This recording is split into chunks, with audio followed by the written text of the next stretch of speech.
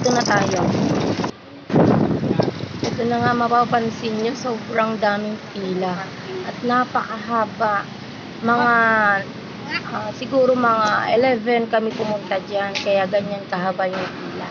Ang kinagandahan lang dito sa pagpunta natin kay Overload Diwata is, ayan, ipapakita ko muna kung gaano karami ang taong nakapila ngayon dito sa Overload Diwata. At ito po ay naano na rin ni Tikim TV at napuntahan na rin po ito. At marami po talagang dumadayo dito sa Overload ni Diwata. Hello po kay Kuya. Ayan, may pakaway-kaway pa siyang nalalaman no.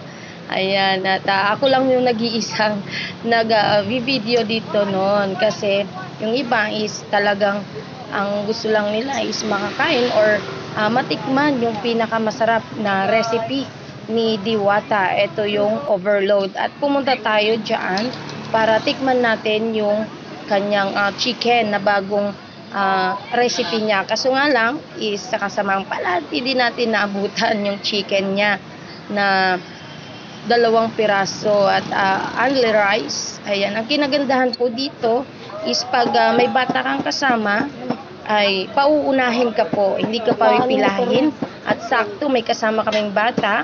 And eto, nandito na tayo agad sa may pinakaharap na kung saan bibigyan na tayo ng overload. Ayan. Etong pila na ito, makukuha po natin yan, yung kanilang first step. Ayan. At papunta tayo, pagkatapos po nating magbayad, pupunta po tayo sa may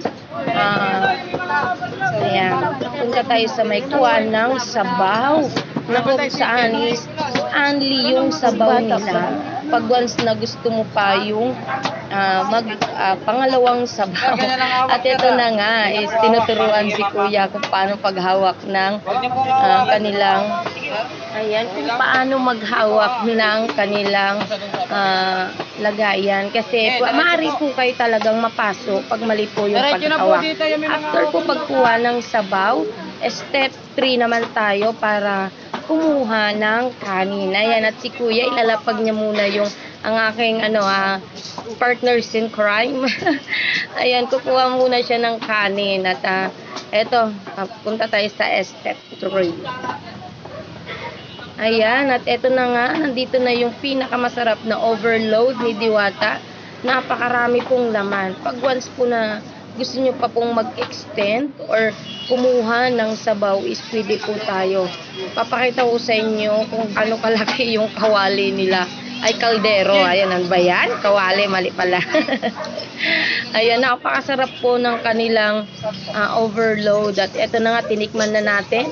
At dito is 1 to 10 is ang rate ko po ay 10 kasi napakasarap po ng kanilang chicharong bulaklak at yung mga baboy nila na yung tinatawag na lechon. Ano ba yun? Tama ba? Lechon. Okay. At natikman na natin at ipapakita ko sa inyo kung gaano karami yung tao ngayon dito sa overload ni Diwata.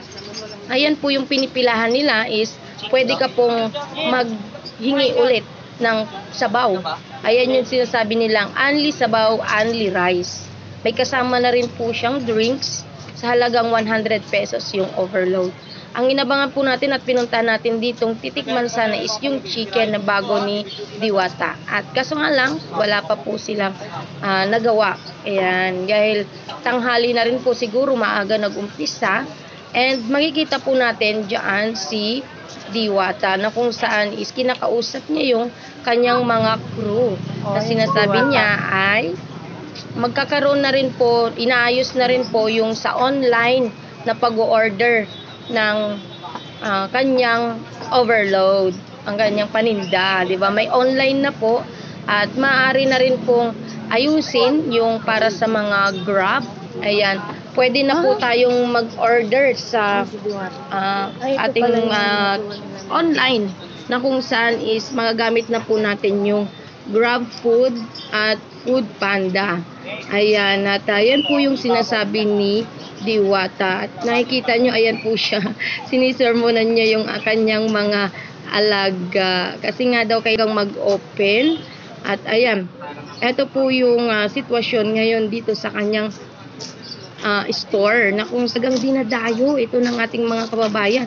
Makikita nyo yung Move It, yung Lala Move, yung Grab, ayan, yung mga riders ng bike, andyan po silang lahat para makatikim naman ng sikat na sikat ngayon na overload ni Diwata. Ayan, at napakasarap po niyan. At ang ganda po ng kanilang space dito kasi maluwag siya at may parkingan na rin po. Ayan, maraming salamat.